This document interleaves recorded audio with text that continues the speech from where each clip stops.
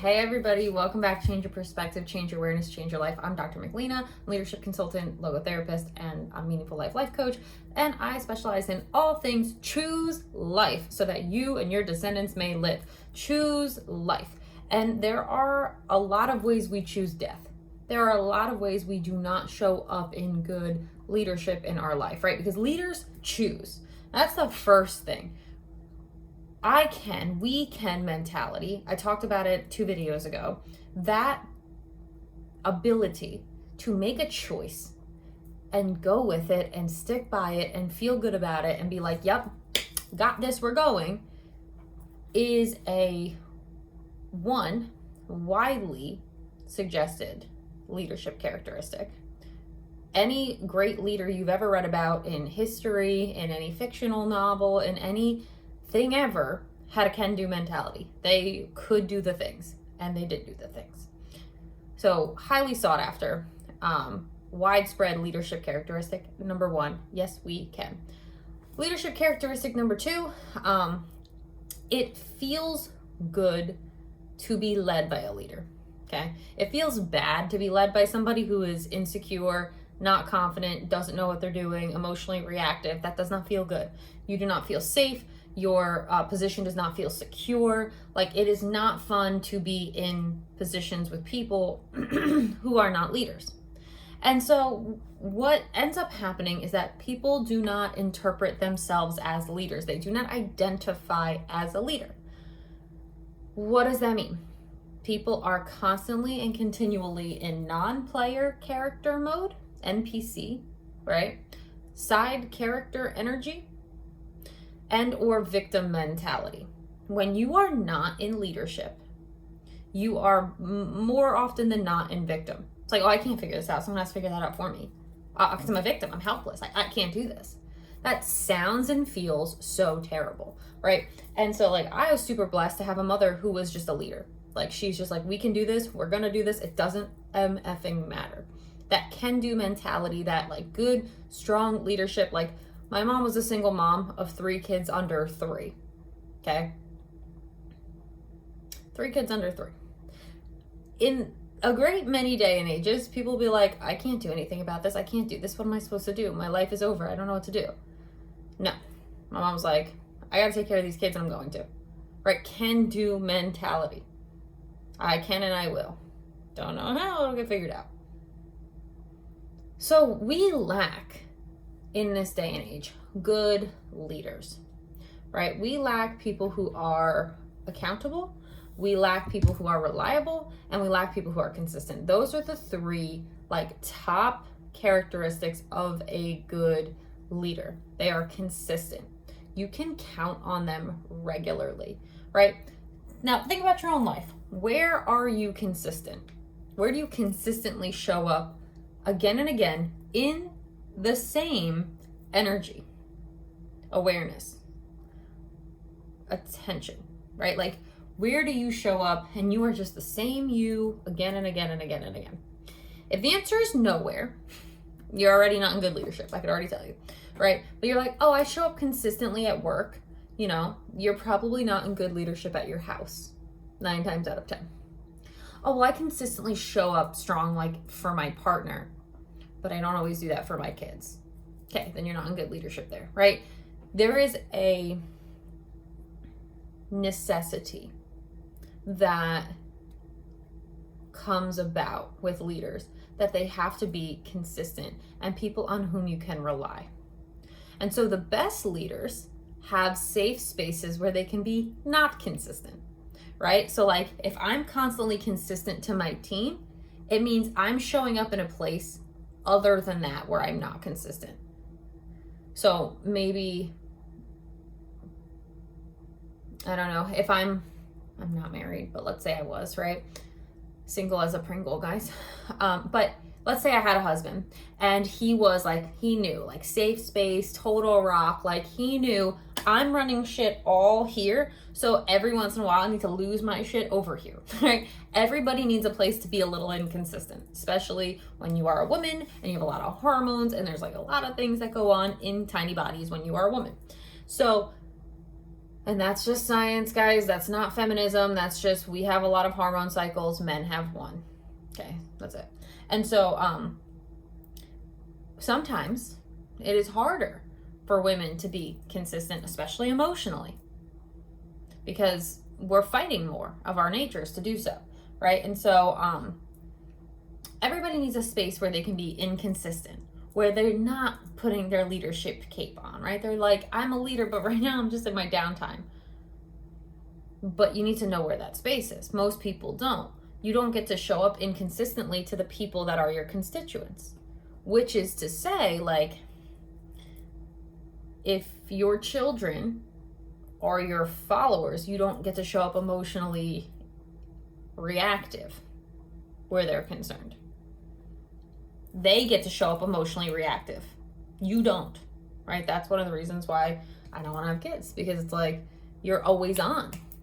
You're always on as a parent because you're in leadership. You have to lead, which means they get the space to be reactive, irresponsible, and inconsistent. They're children. You're not, right? And so consistency is an important skill set, and like getting consistent across the board is a hallmark of a very good leader, right? Like, even if you get consistent in your inconsistencies, like, there are places where when you get to know your triggers, you know, I'm going to consistently get triggered by this until I'm not anymore, right? Consistency is an important one to strive for, to aim for, to do good things around. Good leaders are reliable, okay? What does it look like to rely on somebody? I can depend on you for support. I can come to you and I can depend on you to A, listen, B, help, C, give me perspective and insight, D, make my life easier, E, just be there, right? Think about your friends that you are close to. What do they have? Oh, well, they're reliable and they're supportive and they, you know, we help each other out. Probably. They're there when I need them. Yep. I'm there for them when they need me. Also, yep, we call that reliable. Good leaders are reliable. We can rely on them. Now, I won't say that good leaders are always like morally one thing or another thing, right? Like, you can say, hey, I just killed someone, like, can you help me bury the body? And you have that friend who's like, yup, we here. That is a good leader, and that is a good friend. That doesn't make them morally zealous, you know? Leadership is not necessarily, like, a good leader isn't necessarily the most moral leader. We've had some great leaders who were morally bankrupt as hell, okay? And leadership is not synonymous with morality. However, in my own personal opinion, I think the best leaders are the most moral leaders. I think that they're the ones that are like living by the values of honesty and truth and honor, integrity, right? But technically, leadership, and this is why leadership is a tough game for a lot of people. Jesus is a good leader, so is Satan. That's just facts. You know how you know? Because a third followed Jesus and a third followed Satan. A good leader has followers, right? And so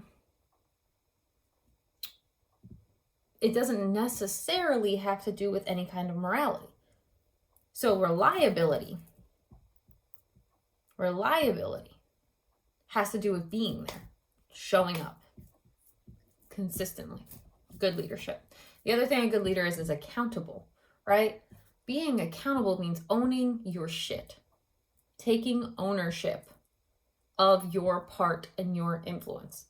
Terrible leaders are like, oh, I didn't do that, they did. It's like, you're the leader. You take accountability. It's like, A good leader would be like, what was my part in this? Like, what did I do? What did I do well or not well? Right? Like, everybody's a collaborative component in their life, right? So if your life sucks, it is because you suck in some capacity. I know we don't want to hear that.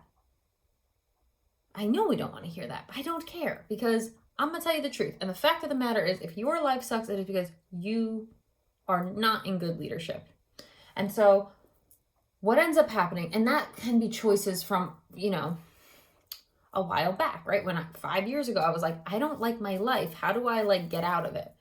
Right? Well, I got out of that life, all right. And I got myself into a different life, and it's a pretty damn good life, but there are some things I don't like about it. And those things I don't like about it are my fault from poor leadership decisions 5 years ago, because I didn't handle my business correctly in good leadership. I did some poor leadership. Well, guess what? Poor leadership ends up in lots of problems lots of the time. You can find anywhere you look in your life that you're not happy, you were in poor leadership. Your finances, poor leadership decisions there. Your emotions, poor leadership decisions there. Your mental space, poor leadership decisions, right? It's all having to do with our choices, our decisions. And that has to do with accountability. So you want to change your life, change your perspective, change your awareness, change your life. You want to change your life, get accountable. It is the first thing that is a hallmark of a good leader and the hallmark of an adult. Because until you are accountable, radically so, for your life and every choice that you have made, you're still a child. I don't care if you're 57 years old, you're a child. Because you're mentally a child. Well, it's not my fault. Well, whose fault is it then? Because you're 57, so your parents didn't do it, you did. Okay? Right. Now, the age of accountability is a really tough thing, because we don't know how and when people become accountable. We want to say it's 18, it's not. We want to say it might be 25, it's not. We don't have a good age of accountability. We try to. Back in the day, it used to be 13. 13 is when you became accountable. And so the age of accountability is the age of adulthood. The minute you just become radically accountable for everything you've done, or your part in it, or your reaction to it, you're getting accountable, you're getting in good leadership. If you focus on those three things, consistency, reliability, and accountability, you will be putting yourself in some damn good leadership. And it takes a lot of healing work, takes a lot of comfortability, takes a lot of awareness, takes a lot of accountability. And people want their lives to change, but they don't want to change so that their lives change. It's that's not how life works. Mentalities have to shift. Emotional space has to shift. Your physical day-to-day choices and routines have to shift. And so, because I know how hard that is to do, here are my suggestions. 1, keep listening to things like this. It will help you get your awareness to a greater space, right? Podcasts, YouTube, there's lots of free stuff out there. And then if you're ready to take next steps, get a coach, get enrolled in a program, get enrolled in a school, get accountable. Right? Because good leaders are accountable, and sometimes we need accountability help. We need accountability coaches. If we've never been accountable before, it's a very hard, scary, weird thing to be accountable. It's this is on me? It's a lot of responsibility. It is, yeah. And so, start getting into a space where you've got someone to hold you accountable. Maybe it's a coach, maybe it's a partner, maybe it's a friend. They have to be on your level or greater. I always say someone who has been where you've been, wants to go where you're going, who knows the spaces, who knows the places, right? And so you're going to want to be an active participant. Nobody can do the work for you but you. So leadership is always consistent, reliable, and accountable. And so if you are around people who are not those things, they're always a victim. They're always blaming somebody else. They're up and down all around. You can't get a grip on them. They're not reliable. They come to things late. They don't keep their word. They show up when they want to. They leave. That's all poor leadership. Get out of the way of those people. Let them do what they do. You don't want any part of it, because it's not going to be conducive to what you're trying to build, which is a good leadership role in your life, which is a life you actually want to be a part of, which is a place where you're like living in your purpose and getting paid to do so. Like, that's high level stuff. Keep the low level crap down there, okay? I will say one more word very quickly on consistency, which is that some people can be consistent in an area of their life, but not in a different area of their life, right? And I alluded to this, but I want to spell it out. Somebody can be very, very, very consistent in their profession and a complete mess in their romantic life. I was that. I was so like on it in my professional life, and I was so off it in my romantic life. And my personal life didn't even exist because all I had was a work life, right? And so I was way out of work-life balance. My romance life was crap. It all kind of imploded, and then I was like, ooh, what is going on? All that to say, you can be a leader in one area of your life professionally and a complete mess in another area of your life, like personally. I've seen this a lot. So like when I'm coaching people on being an authentic leader, your home life and your work life have to align.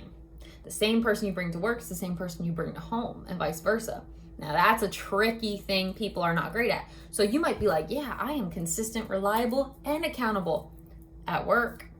But you go home to your wife or your husband and you don't do shit but sit on the couch. Yeah, you're not reliable. You're not accountable. You're consistent in that you're a couch potato, but that doesn't do anything for anybody, right? So you're a good leader here, but you're not a good leader here. So that happens too. Leadership is a super interesting topic, right? And we all need education on it. Everybody's a leader because everybody has influence. Not everybody's aware of it, and so we're over here doing all kinds of crazy things all the time. So with that being said, find yourself a coach, find yourself a podcast you like, find yourself a way to kind of be accountable for your growth. And I will keep bringing this series to you because I love talking about leadership. I love putting people in the main character energy of their life. I love helping you find your purpose through your path, overcoming adversity, all these things. And so if you are interested in that, drop a comment below. Check out the TikTok and the Instagram. Shoot me a DM there if you're interested. Otherwise, like, subscribe, grow the channel, and I will see you guys on the next video.